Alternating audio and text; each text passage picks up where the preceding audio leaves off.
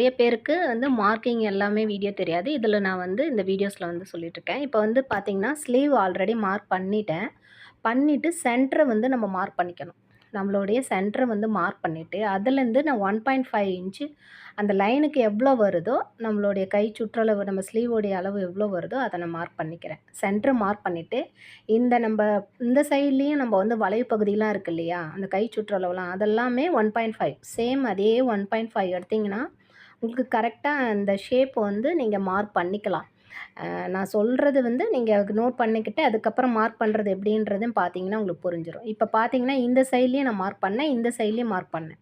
So இது வந்து பார்த்தீங்கன்னா, இந்த வி ஷேப் வரும். இது 1.5 இது மறுபடியும் சொல்றோம். 1.5 இன்ச்சு நம்ம வந்து மார்க் பண்ணியிருக்கேன். அத அப்படியே வந்து இந்த ஜாயின் பண்ணிக்க போறோம் நம்ப. ஸோ அப்பதான் நமக்கு வந்து அந்த அளவு வந்து கரெக்ட்டா வர மாரி இருக்கும். அ இந்த இந்த சைட்லயும் நம்ம மார்க் பண்ணோம். அந்த சைட்லயும் மார்க் பண்ணோம் இல்லையா? அத அப்படியே